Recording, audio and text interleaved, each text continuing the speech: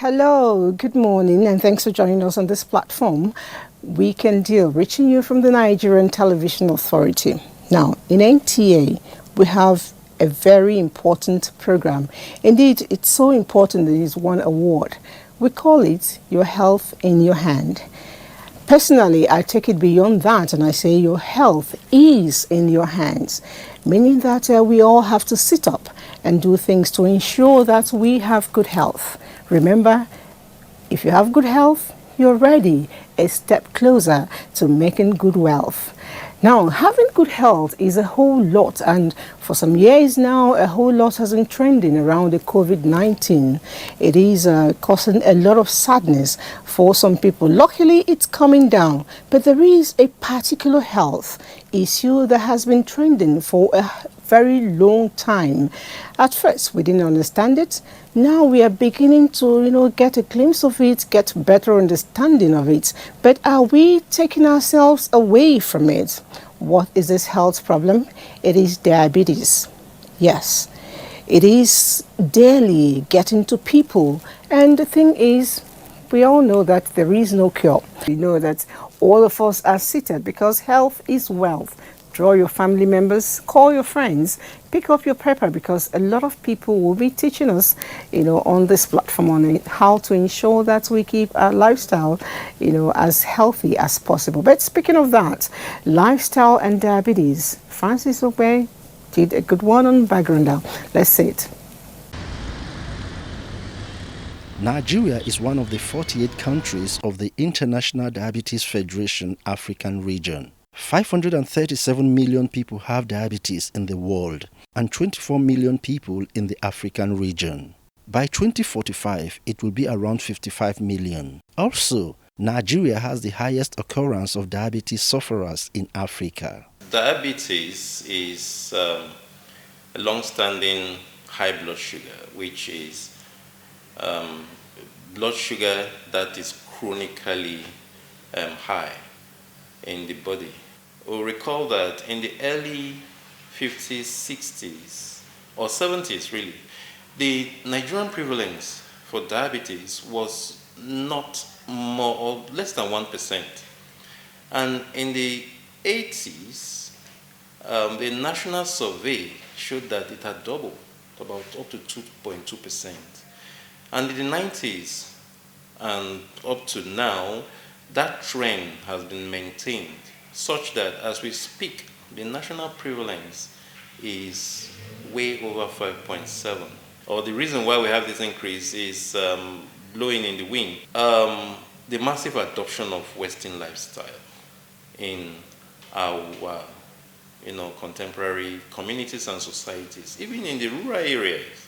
So sedentary lifestyle, consumption of large amount routinely of calorie-dense food.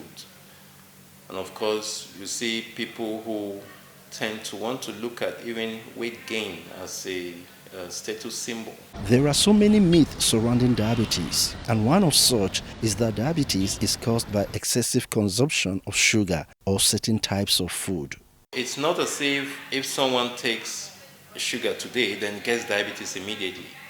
You see that if they repeatedly consume that kind of pattern, they eventually would gain weight, and of course, weight gain will lead to reduction in physical activity, a vicious cycle is setting, and they eventually develop diabetes. It's not that would condemn sugar outrightly. We're talking about moderation on whatever we take. Some people think that, oh, because we don't have diabetes in our family, then I can't have it. That's another myth, which is pretty common. That is not true. And then the other myth that I want to talk about is this one that you see some people say, oh no, because if you are giving insulin, it therefore means that you are moving towards dying, or the diabetes has gone beyond control. That is not entirely true. Of the 4 classes of diabetes, 3 types are frequently recognized in our setting, and these are type 1, type 2, and gestational diabetes. Having diabetes requires you to be vigilant about your diet and exercise habits. You have to watch what you eat every day to ensure that your blood sugar doesn't rise to an unhealthy level. If you are not tracking your diet, diabetes can cause more serious health problems such as cardiovascular disease, kidney damage, or foot infections. Those who are prone to type 2 diabetes include those who are obese, sedentary people, poor dietary lifestyle, smokers. They are pretty prone. The reason why you're seeing even children now having type 2 diabetes is for the same, the same reason, because there is also an increase in caloric consumption, among, children. So they gain weight, rapidly, and that increases their risk for diabetes. Eating white rice on a regular basis may increase the risks for type 2 diabetes. According to New Harvard School of Public Health Research, the researchers found that people who ate the most rice 3 to 4 servings a day were 1.5 times more likely to have diabetes than people who ate least amount of rice. Generally, the white rice that we have is known to increase blood sugar rapidly because of its glycemic index, what we call glycemic index.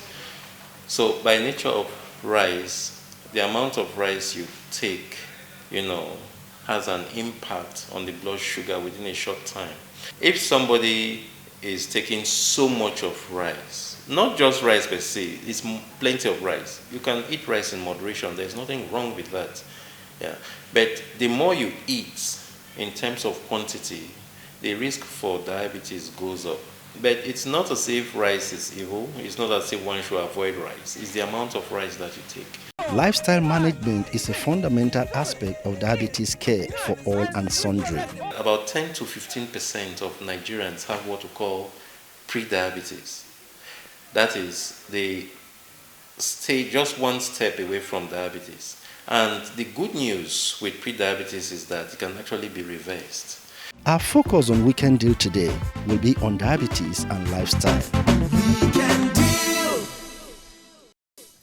Diabetes and lifestyle. Now, I was talking with somebody and the person told me that you cannot have diabetes because it is not sickness for slim people, it is not sickness for poor people, it is not civil servant sickness. Man, that's myth. But before we get to bring you all of that myth that surround diabetes, let's join Randy as it gives us, he answers the question, diabetes, is it really on the rise?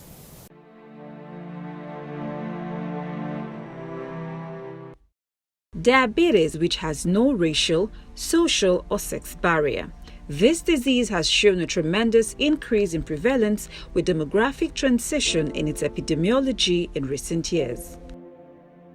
With the growing number of people living with diabetes in Nigeria, it is becoming more worrisome. Urgent measures are needed to address this trend. Diabetes is caused by the body's inability to create or efficiently use its own insulin. Insulin helps regulate blood sugar level. Without insulin, then the sugar levels, which is also known as glucose, will be high in the body. And if it's in excess, then the sugar levels will be low. So people with diabetes now have inadequate insulin levels. So thereby, their body is unable to regulate sugar as it should. So thereby, their blood sugar levels are usually high. A recent meta-analysis reported that approximately 5.8%, that is about 6 million of Nigerian adults, are walking the streets with diabetes.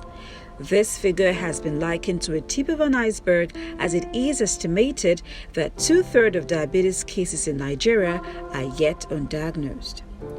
Nigeria is set to have the highest occurrence of diabetes sufferers in Africa. Diabetes is of two main types, type 1 and type 2. It may also develop in pregnant women. Anybody can be affected by diabetes mellitus, but there are some people that are more susceptible, more prone, or more likely to get this disease than others. We call them risk factors. Now, these risk factors include things like family history. If maybe your parents or your siblings have diabetes mellitus, then you're more likely to also get this disease. These risk factors are lifestyle habits that can be overturned if profound effort is imbibed by people. Although genetic factors and aging cannot be modified, those that can be changed remain more. These modifiable risk factors are the risk factors that we can change, which include things like lifestyle habits, the smoking, eating unhealthy foods, and not exercising. If we avoid these, then we have a less likelihood. We wouldn't say 100%, but we have a less likelihood of getting diabetes. But non-modifiable risk factors such as your parents or maybe anybody in your family having diabetes, you can't change this. You can't change your age.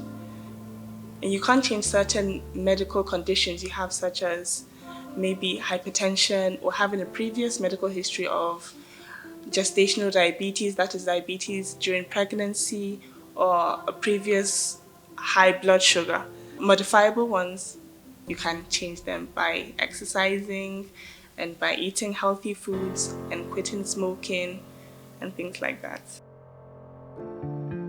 Either directly or indirectly, we will be affected by this global issue, as it will not only stress our healthcare system, but challenge our economy and touch the life of people we know and care for. More awareness should be raised by promoting health education and lifestyle changes. So if you are not physically active, it is time to start. You don't have to go to the gym to keep fit. Just walk, skip, or bike.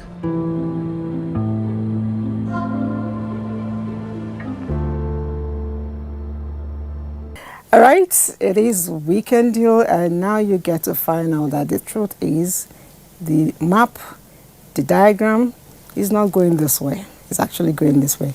And it is dependent on you and I, what we do. I'm smiling because a whole lot of your questions are about to be answered, because I just got joined by an expert.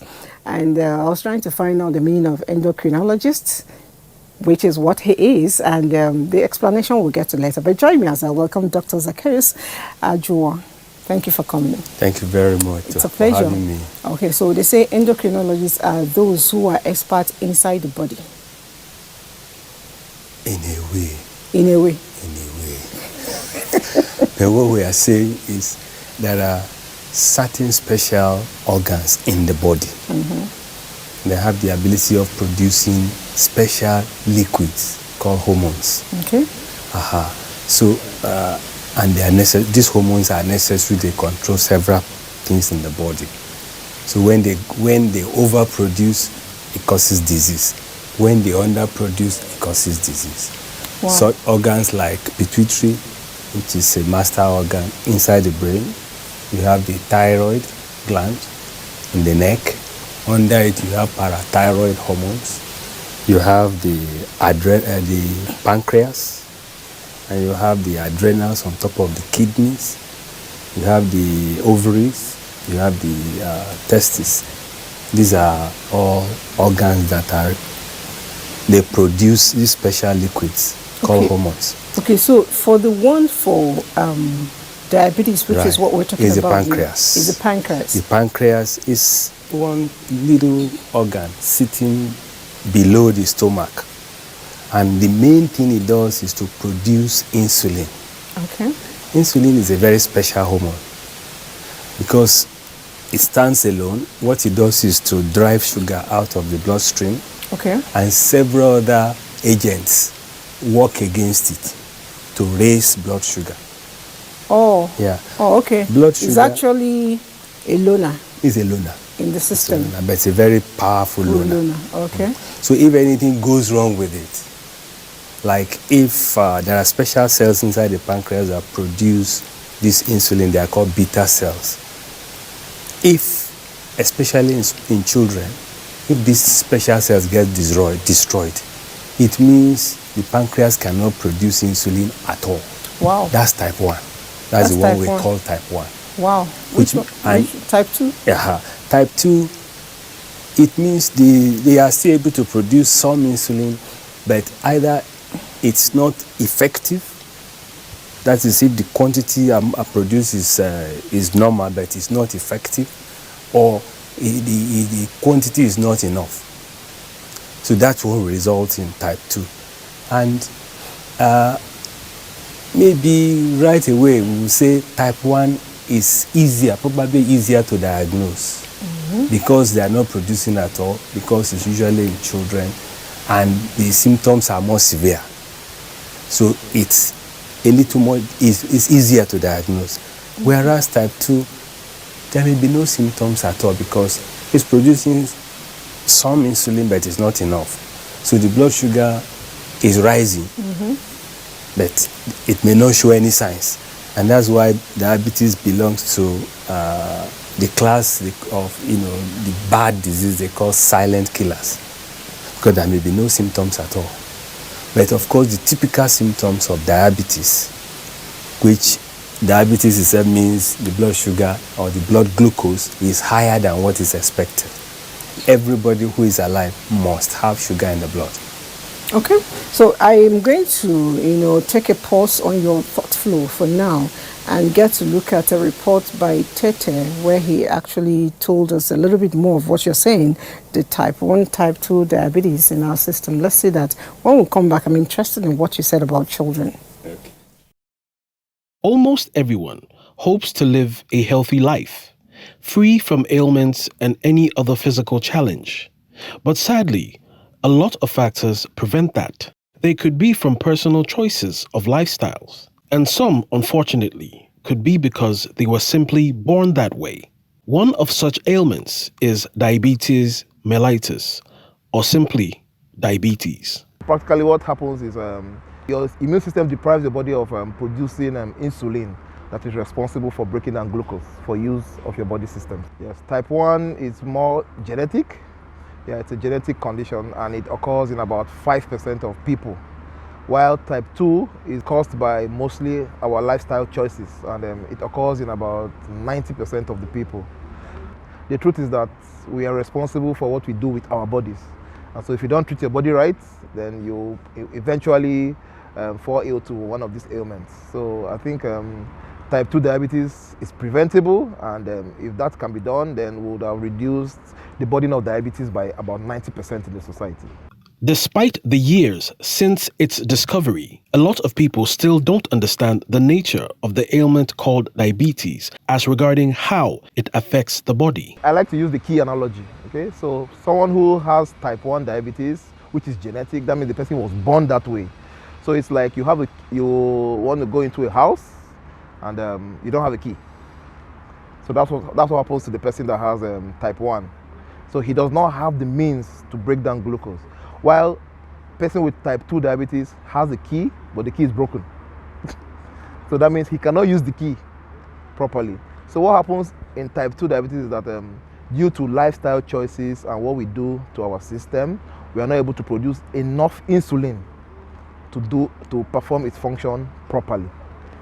And so that includes diet, weight gain, poor exercise habits, poor sleep patterns, and so many other things. So for people who develop type 2 diabetes, it's as a result of long-term abuse of what they eat, poor exercise, and other things that affect the function of insulin in our system. While people are encouraged and advised to regularly check their glucose levels to nip diabetes in the bud, some people are reluctant to do so for fear of being stigmatized by their immediate environment. Mostly, stigma comes from the presenting signs of diabetes, like frequent urination. Frequent urination can attract stigma, you know? Imagine we are seated in a room and somebody is urinating every 10 minutes, 20 minutes, 30 minutes. You know, it attracts stigma. They look at you and say, what's wrong with you? Why are you urinating that often? Also, people who have diabetes also drink water more frequently than others. So this could attract stigma because you are not doing the things that normal people do. And it's a problem actually because stigma is a big cultural issue in this part of the world. And you know, when you begin to stigmatize people for conditions that are not sometimes their fault, they tend to withdraw from people and it has a long-term psychological effect on them. The good thing about diabetes is that lifestyle adjustments has a very positive impact on the management of people with diabetes. A little thing as adjusting your diet can even completely keep you stable off diabetic bouts for a very long time. And then, but sadly, when people hear lifestyle changes, they begin to think, oh, you need a lot of money to adjust your diet, to exercise, you need to go to the gym, you need to buy a treadmill, you need to buy a bicycle. And so people always tend to shy away from the lifestyle changes. But this is one of the number one ways in which you can limit or control diabetes in patients. So a little thing as dietary adjustments, like reducing the salt you take, high carbohydrate foods, eat more vegetables, eat more fruits. Those are things that can actually improve your diabetic condition. Type 1 is not reversible, so you have to live with it for your life. And then for type 2, when you say reversible, basically your goal is to reverse the glucose level in your system. So if you achieve that and you keep it maintained for a long time, then you're achieving the goal of, in quotes, reversing the trend, yeah. But I think the right word to use is keep it at a controllable level, and you can achieve this for the rest of your life if you do the right things. With a strict exercise and dietary regimen, medication, and of course, a general positive outlook, it is very possible for people living with diabetes to lead a full, productive, and fulfilled life despite their health challenge. All right, while that was going on, I actually felt like I was in a consulting room because my history was being taken by a doctor. My medical history was been asking me your family member, your mother's side, your father's side, anybody with diabetes and all of that. At the end of the day, some stories came out. But then, can you, give the public insights as to the questions you were giving me? What has family history got to do with it? Okay, let's put it this way. Diabetes per se is still a mystery. That is to say, it's one of the diseases that we cannot particularly say this is the cause. And one of the risk factors is a family history of diabetes, which means there may be, or in future we probably will identify the real genetic basis for it. But so far, because it's not clear cut, that's why we do not say it's a genetic, but it's most likely a genetic thing. But for now, we say it is familial. If we find one case in the family, we are likely to find another case. So there is a tendency of diabetes that runs in the family. What I always ask is, if it's in the spiritual world, they will tell you they want to break the genetic curse. How they go to church and say, we want to break. Can I not break my genetic cause for diabetes? I think as if talking as Christian, because I happen to be a Christian. Okay. Yes, they say all causes, it was nailed, it can be broken. If it was a cause, that's C-U-R-S-E. Yes. Yeah, it can be broken spiritually. But since we are saying diabetes, the cause is not a cause that we know. We are still looking. So it is difficult for you to say, I can pray it off. Okay, but I can medically wear it off and lifestyle wear it off. Definitely. How do I do that? that? I mean, especially if you have a family history, it's good to just know that the tendency is higher. So, changing change your lifestyle to healthy lifestyle. Okay. And lifestyle is said to be, or healthy life is said, something you do that you enjoy and makes you feel good. That's what we call a healthy lifestyle. And the main thing when we are considering diabetes now is what goes into our mouth, your eating habit. For everybody, moderation is recommended for everybody. More so if there is a family history of diabetes.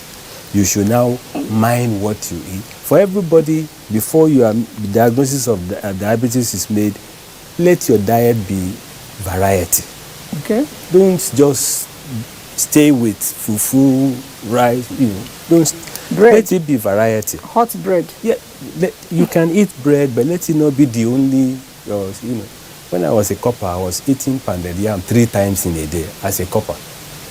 But fortunately, it was just for a short while. But let it not be a lifestyle. So let your diet be variety, rich in carbohydrates. But make sure fresh fruits, plenty of fluids, portion control. I also do not recommend, I eat just once in a day. It's not a good thing. Eat regularly.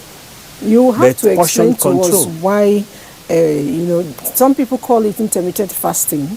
I don't know how that functions. Probably because they want to lose a bit of weight. But I know that somehow it is also connected to, diabetes to a certain level. You'll get to explain that to us. But there is this particular diabetes that is an issue for me. And pretty not well known. It is gestational diabetes? It is pretty known. It's not well. It's not that it's not well. It's known in your world. Oh yeah, okay. Medical world. Let's put it this way. For us, we don't know. Okay, let's put it this way. We used to have plenty of problems with classifying diabetes.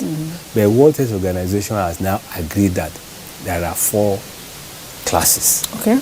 I've told you about type 1, which is usually commoner in children. Okay. And it is just that their pancreas can no longer produce insulin in any significant form. So they need insulin for treatment. Okay. That's type 1.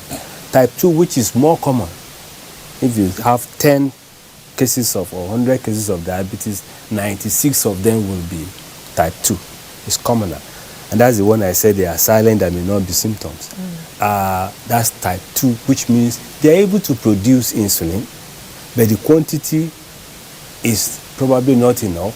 If the quantity is enough, the quality is not. So we say there are things in the body that is resisting or that are resisting the action, the normal action of this insulin.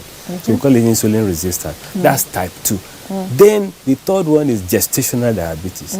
Women that may or may not have family history of diabetes, just because they are pregnant, they become diabetic. That is what is called gestational diabetes. And the fourth one? And the fourth one is others. That's all other things like some drugs like steroids, some other diseases, like if you have another endocrine disease like Cushing's disease, you may also have diabetes. All right. So others. So type 1, type 2, gestational and others. Yes. All right. So we will take a quick breather now and get to understand a little bit more of the pregnancy diabetes. I want to call it that. Yes, and Oni is our guide. Pregnancy is a memorable and joyful stage in every woman's life. However, a number of health conditions are triggered by hormonal imbalance during pregnancy.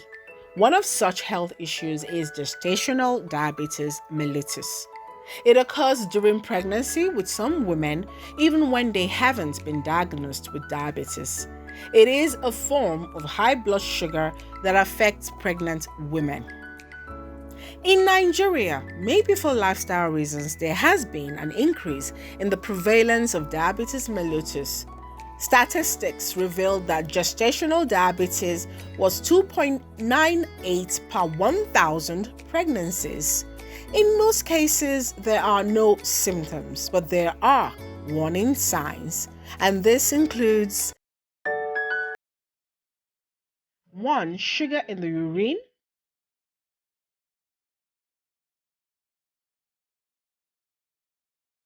2. Unusual thirst.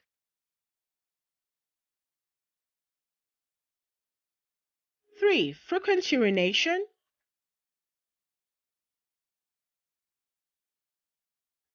4. Fatigue.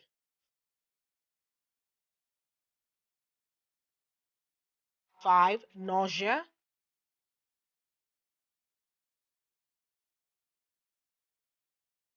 6. Blurred vision. And 7. Vaginal bladder and skin infections. Mothers who have gestational diabetes give birth to babies who may have higher risk of developing obesity and type 2 diabetes later in life. If gestational diabetes is not treated, stillbirth, death before birth may occur, or the baby may die shortly after birth. Women who develop gestational diabetes mellitus are considered high risk because of complications that could arise during pregnancy and delivery. Prompt treatment is essential to keep the woman and the baby healthy. Here are some tips to treat and manage gestational diabetes. 1. Eat a healthy diet. 2. Make exercise a habit. 3. Monitor the woman's blood sugar levels. And 4. Keep track of the woman's weight and her baby's development over time.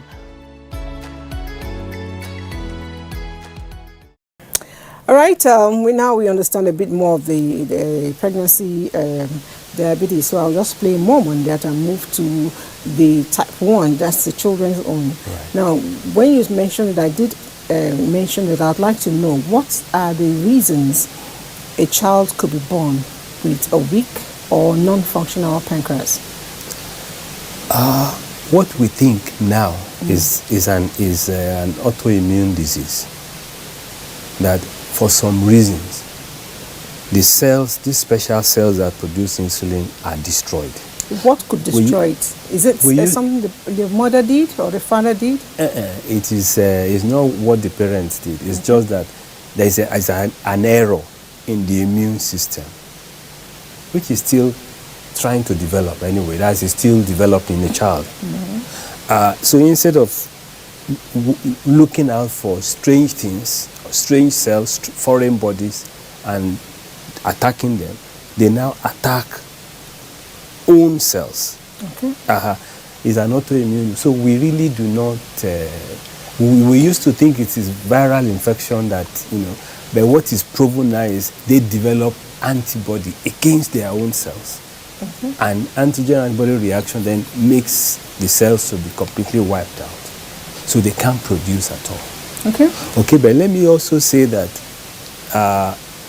it is possible to have an adult type of diabetes in children, especially children that are obese. So we call them maturity onset diabetes of the young. It is possible. Because the type 1, usually they will come, they lose so much weight, and the symptoms are pass so much urine, and they drink water every time. So it's easier to suspect. Our children drink a lot of water. Some will come, they will run for 1 minute, come back, mommy, water. If you have such, and you notice that maybe such a child is losing weight, that is eating but losing weight, it is good to check that. I hope this is not diabetes. All right, let's take a bit of messages and we'll still continue with that. Someone says here, I think staying away from sugar and regular exercise plays a key role against diabetes. That's what he thinks, and of course you seem to support that with your talk. And another person here says, good morning, I have a question. My dad is diagnosed with diabetes and it's after giving birth to us. Is there a tendency of any of the children having diabetes? Yes. Okay. The answer is very direct, yes. Whether your father gave birth to you before having diabetes or after having diabetes, the answer is your father had it and your possibilities are quite high. But speaking of children, let's quickly take this bit on children and diabetes. We'll be right back. Toes, head, bop. Children are said to be 1/3 of our population and all of our future, so their health should be of great concern to us. Over the years, diabetes has been one of the most prevalent chronic diseases in the world that affect mainly adults, but record also shows that children aged 0 to 14 years have been diagnosed of diabetes. This is really disturbing. What must have gone wrong? And why the increase in diabetes among children in Nigeria? Many children now are getting fat, because parents want to feel that if a baby or a child is chubby or fat, that's a sign of being well fed and being rich. But obesity, which means too much weight, is causing more of our children to get type 2 diabetes. But type 1 diabetes has always been there. It's just because it wasn't being diagnosed on time. There are different types of diabetes, type 1 and type 2, and the symptoms of each type vary. Type 1 diabetes is also known as juvenile diabetes because it's commoner in children. However, the type 2 diabetes is now increasingly being seen among children. So the symptoms of diabetes, whether they're type 1 or type 2, are basically the same, but it is what is causing it that is different. So because there's too much sugar in the blood, it draws out a lot of water. So the child is peeing a lot. And because the child is peeing a lot, the child is also drinking a lot. And they can also lose weight. So when you see a child that's peeing a lot, is losing weight despite eating well and is drinking too much water, that child's blood glucose must be checked because it may be pointers to diabetes. Although type 1 is said to be more common in young people, but both types can affect children and teenagers. Because without insulin, sugar cannot travel from the blood into the cells, thereby reducing glucose intake. When a child is diagnosed of diabetes, what management can be given to the child to sustain his or her life? Type 1 diabetes, as I said, the child's pancreas has been destroyed, so insulin is not being produced. And so the child must take injection of insulin. Insulin for now, it only comes in injections. That's the only way it can work, is the protein. And so they have to take it. And because it doesn't last for a long time, there are different types of insulin. So they have to take injections every day. Sometimes they might take up to 3 to 5 injections per day because once you eat, you need insulin to help your glucose go into the cells and for your cells to function. Then for type 2, these ones might respond to drugs, but drugs like we call oral hypoglycemic drugs, anti-diabetic drugs, just like adults also take for type 2 diabetes. But sometimes when things get out of hand, even the children with type 2 diabetes may require insulin injection at some point in time. So the type 2 diabetes, yes, we can do some form of a lifestyle modification to prevent it, but for type 1, we can only prevent the progression and complications. For every child that is very sick and admitted, I always tell doctors, you must check the blood glucose because you may not even get all this history of excessive urination or weight loss, but it's just when you check the blood glucose, you see that it's very high. And also, we should prevent obesity so that we can prevent type 2 diabetes in children. The fight against the high rate of diabetes should not be left alone in the arms of medical professionals.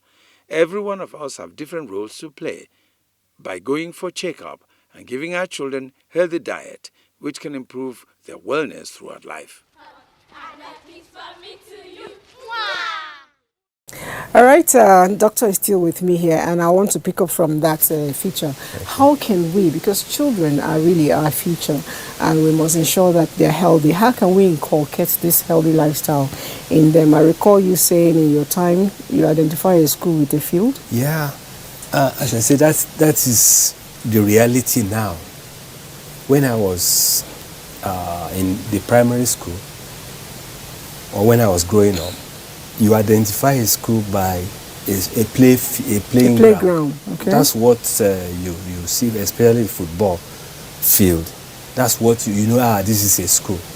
Unfortunately, these days, what tells that this is a school is the drawing in colors. A for apple, B is for ball. C on the fence. On the fence, there is no, and they are all cramped inside a small space, so there is no place to do exercise. So time for break, they play video game. It is computer. It is a few children even have their own telephone, cell phones, so they know how to do television games.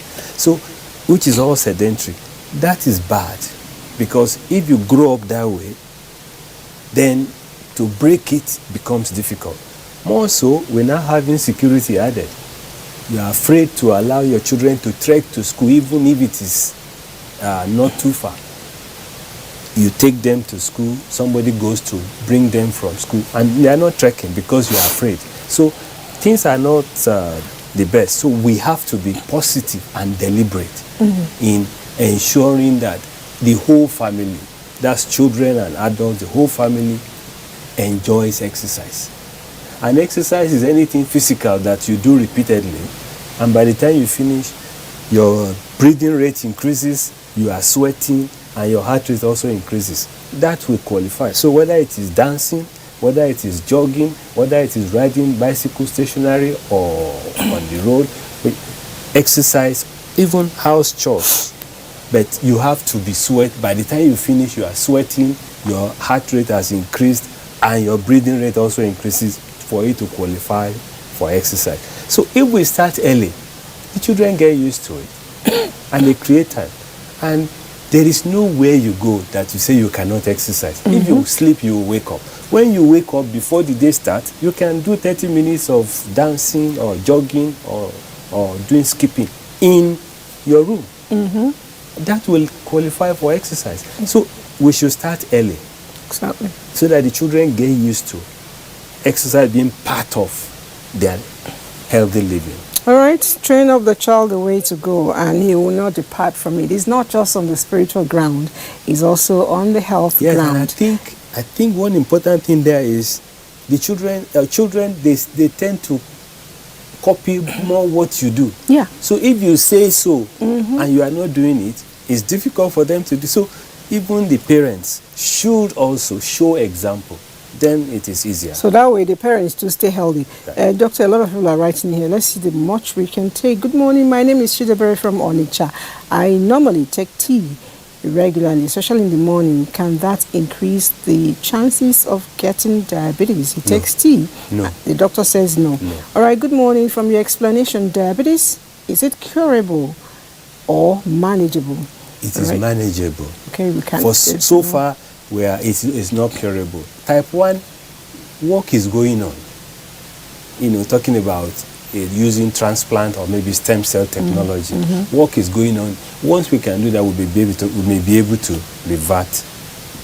All right. Good morning. In my family, my late mother had type 1 diabetes, and now my elder brother has diabetes at the age of 40. I'm 39, and I weigh 110 kg.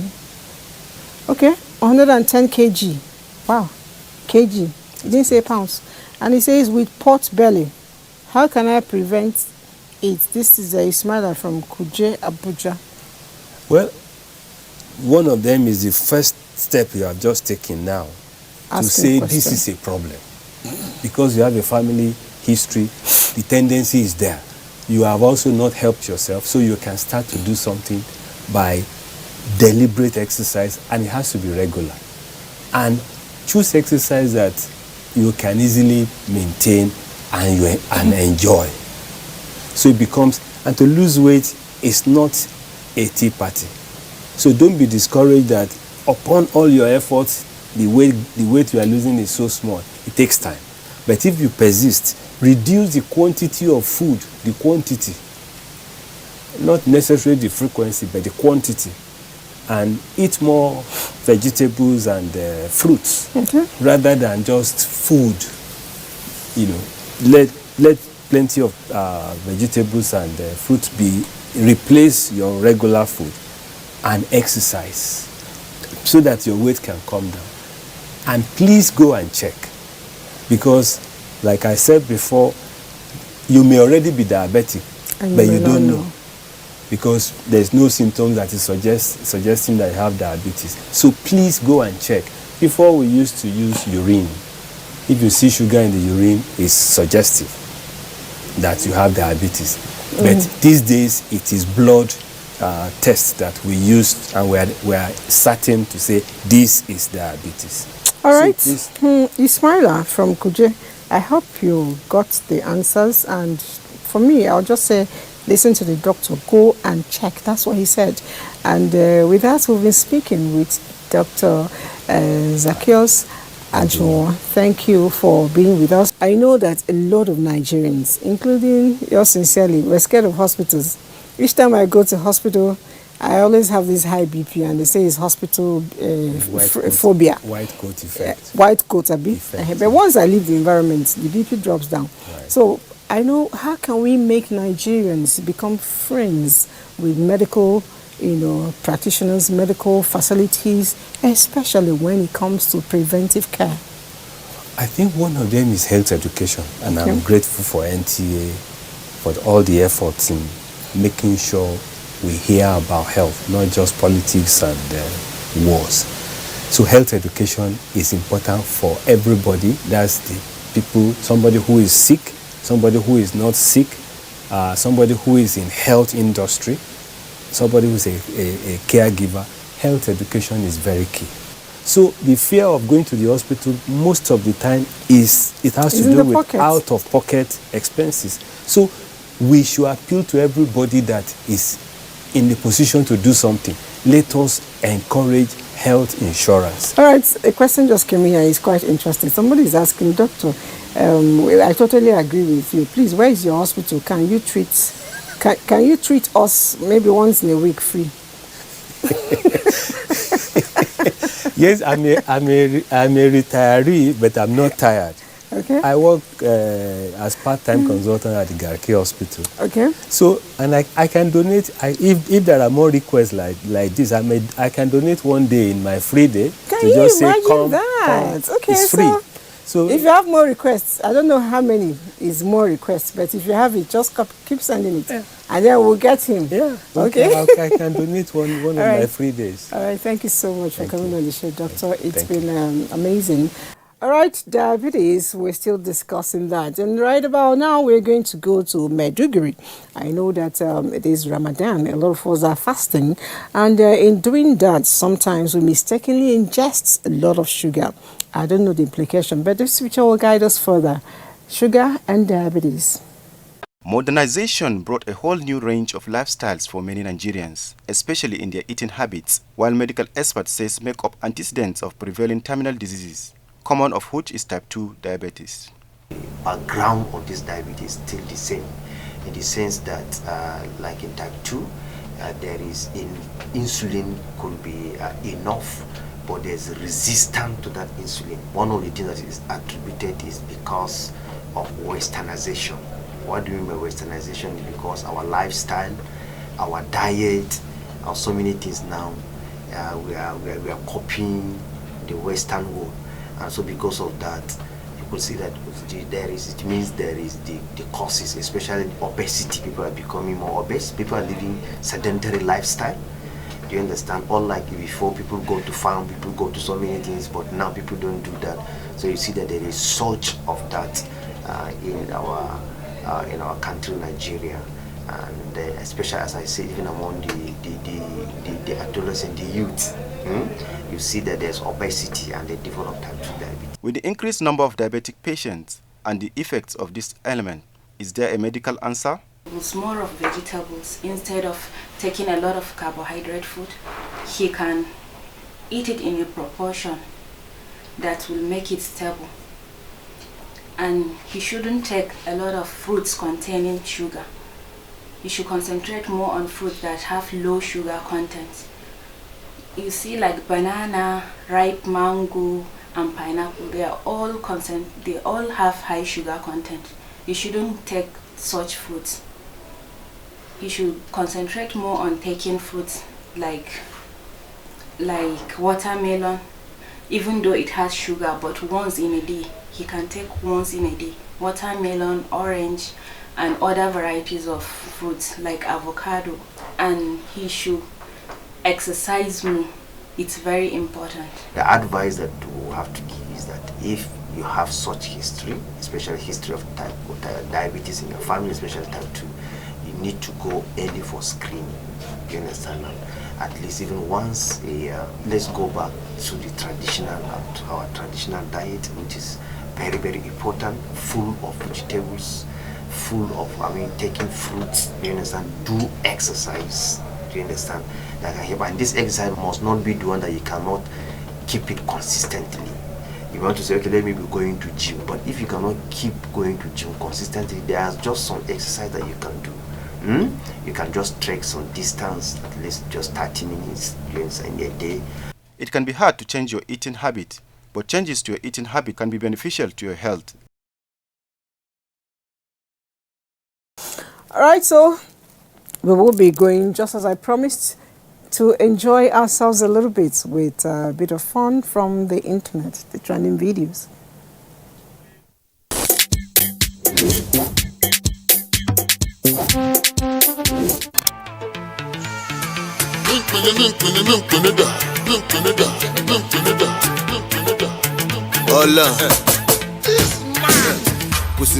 You want to see crazy?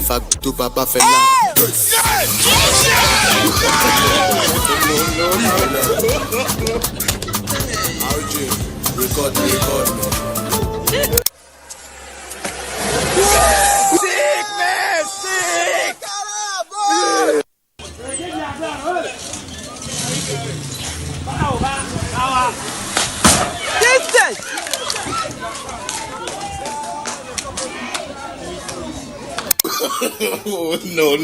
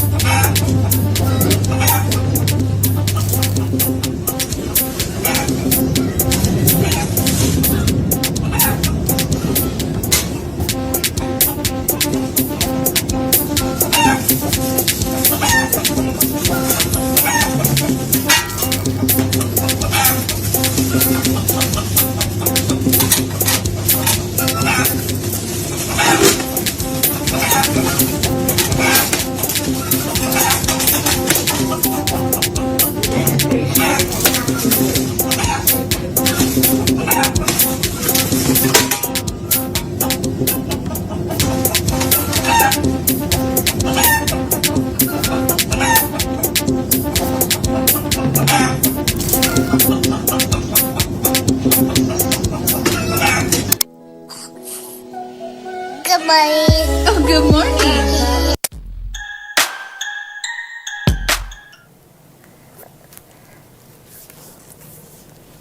You know how we say it in our local palace, any which way in a way. The basic thing is that he got the chicken diced and he ate it.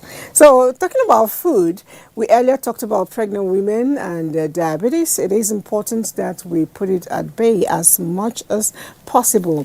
One of the ways we can do that is proper feeding, and health tips for today. We'll be focusing on healthy eating, especially for pregnant women.